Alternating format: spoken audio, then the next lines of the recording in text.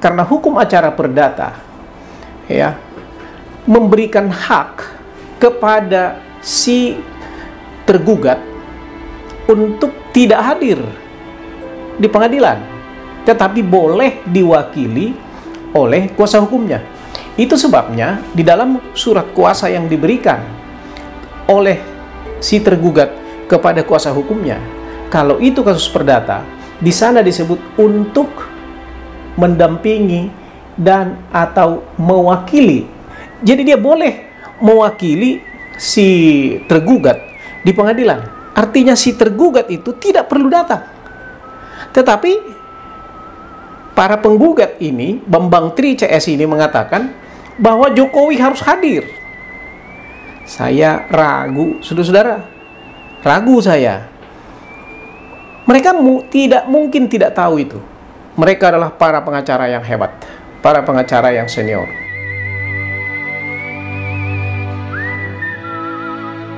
Salam sehat, salam sejahtera.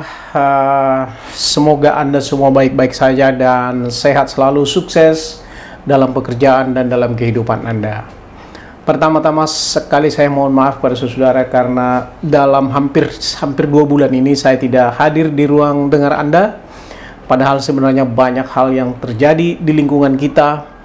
Namun saya tidak bisa mengupdate informasi-informasi kepada Anda. Dan saya bersyukur pada hari ini saya bisa kembali hadir di ruang pandang, ruang dengar Anda. Mr. Lawyer on Fire. Ada banyak hal yang menarik perhatian yang terjadi dalam hampir, boleh saya katakan dalam 2 bulan terakhir ini. Nah, pada saat ini saya ingin secara spesifik mengomentari atau menyoroti tentang isu ijazah palsu Jokowi.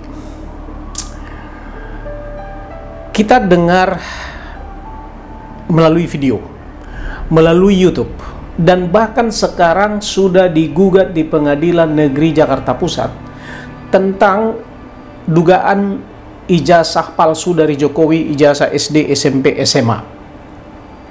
Dan sebelumnya juga digugat ijazah di universitas yang dikeluarkan oleh Universitas Gadjah Mada. Namun saudara, kalau saudara ikuti, saudara perhatikan ya, bahwa ternyata saya tidak bermaksud mengambil kesimpulan di depan, akan tetapi rangkaian yang terjadi ini menunjukkan bahwa sesungguhnya ini bukan kasus hukum, bukan masalah hukum. Saya mau mulai dari depan. Apa yang terjadi di Pengadilan Negeri Jakarta Pusat?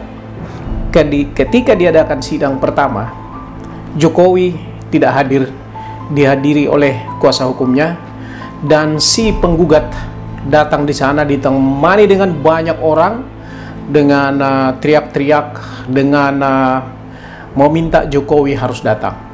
Sebagai bahan pembelajaran kepada kawan-kawan yang awam di bidang hukum keperdataan, bahwa gugatan di Pengadilan Negeri Jakarta Pusat itu yang dilakukan oleh Bambang Tri itu adalah gugatan perdata. Saya ajak Anda untuk menonton apa yang dikatakan oleh pengacaranya berikut ini.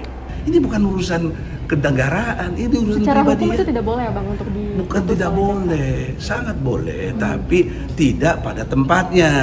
Karena proporsi dia sebagai yang digugat itu Jokowi sendiri dalam pengertian perilaku pribadinya yang diduga memalsukan ijazah. Itu.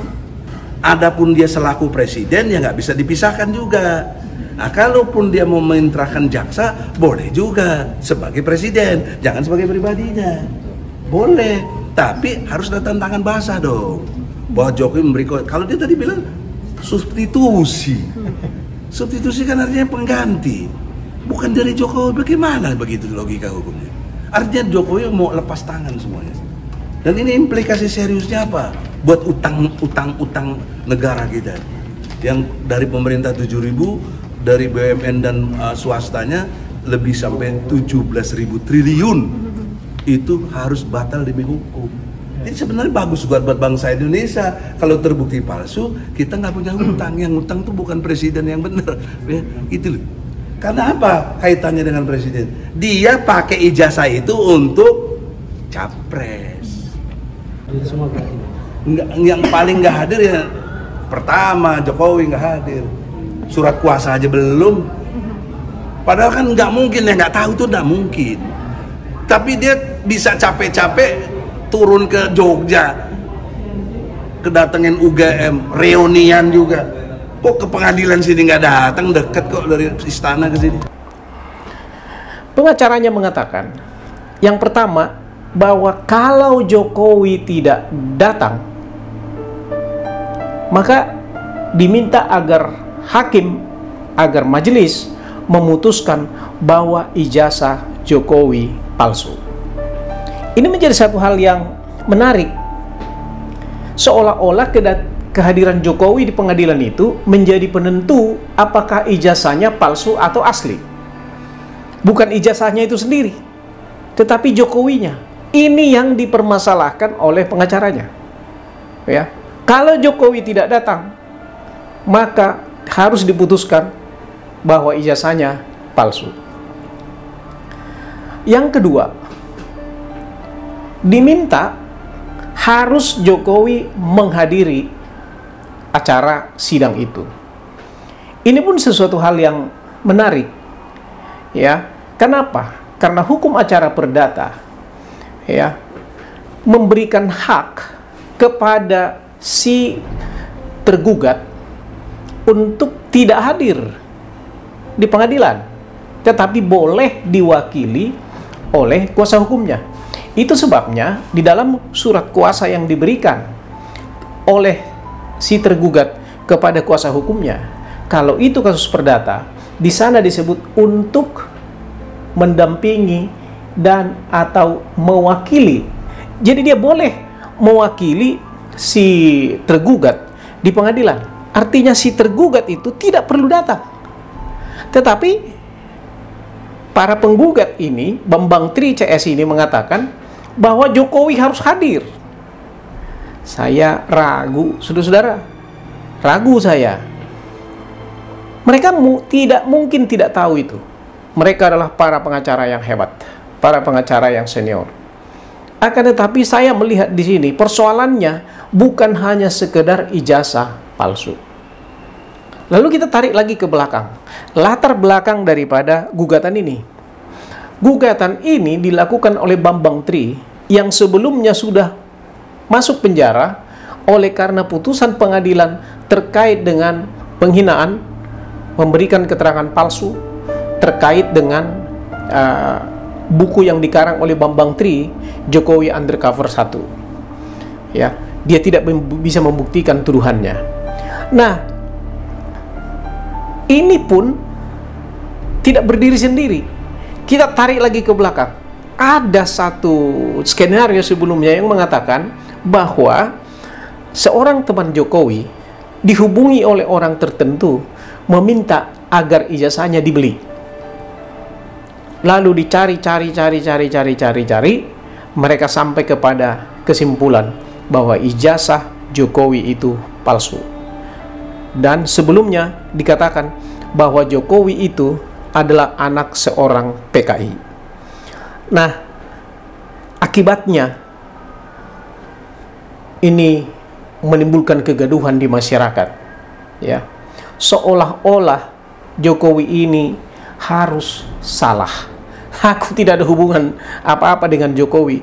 Saya hanya senang saja dengan kinerjanya. Buat saya dia adalah orang yang luar biasa, seorang pemimpin yang diakui oleh rakyat, ya, bahkan masyarakat dunia ini mengakuinya. Ya, bahkan kita tahu di beberapa negara diberikan penghargaan, diberikan nama jalan, dibangunkan masjid, bahkan dia menolak. Kalau saya nggak salah 21 gelar doktor yang akan diberikan kepada dia yang dia tolak oleh karena dia nggak terlalu suka hal-hal yang seperti itu. Oleh sebab itu, saya melalui channel saya ini, saya ingin agar kita mempunyai pikiran yang berimbang. Ya, pikiran yang berimbang. Mari kita jujur, Kenapa saya katakan begitu? Karena saya melihat di dalam upaya gugatan hukum ini, ataupun informasi-informasi yang digulirkan terus untuk mencari-cari masalah daripada Jokowi ini, adalah upaya-upaya politik, bukan masalah hukum sebetulnya. Ini perlu kita garis bawahi, agar kita boleh mempunyai pemikiran yang tenang. Kita coba lihat ini kesaksian daripada teman-teman Jokowi, ada yang semasa SD, semasa SMA, demikian juga pada waktu kuliah. Bahkan kesaksian daripada guru-gurunya waktu di SMA, di universitas, yang membuat ijazahnya sangat jelas mengatakan bahwa Jokowi itu sekolah di mana, SD-nya, SMP-nya di mana, SMA-nya di mana, di universitas di Gajah Mada seperti apa, ada dosennya. Apakah menurut Anda semua orang ini berdusta? Untuk apa mereka berdusta? Jadi ada niat yang tidak baik dalam hal ini. Sampai ke pengadilan. Seandainya saya pengacaranya Jokowi, saya tidak akan pernah izinkan Jokowi hadir di pengadilan untuk urusan-urusan yang seperti ini. Saya setuju dengan pengacaranya Jokowi. Jangan pernah hadirkan Jokowi di pengadilan untuk urusan-urusan yang bukan urusan hukum. Kalau seandainya memang Jokowi itu melanggar hukum, yes, bawa ke pengadilan. Tetapi ini bukan urusan hukum ini. Ini urusan politik daripada orang-orang yang memang tidak suka terhadap Jokowi. Oleh sebab itu, di mata saya, kasus tentang ijazah, dugaan ijazah palsu Jokowi ini sesungguhnya bukan masalah hukum. Bukan kasus hukum, tetapi kasus politis yang dilakukan oleh orang-orang yang tidak sepaham, yang tidak suka, dan yang ingin menjatuhkan Jokowi. Oleh sebab itu saya mengajak kawan-kawan semua, Anda boleh setuju dengan apa yang saya sampaikan, Anda boleh tidak setuju dengan apa yang saya sampaikan ini. Perbedaan itu bukan permusuhan. Oleh sebab itu saya selalu ingin mengajak Anda secara konsisten, live beyond the law. Maksud saya adalah jaga hati, jaga niat, jaga pikiran, hiduplah di atas hukum itu. Jangan kita gunakan hukum itu untuk menyusahkan orang lain. Love.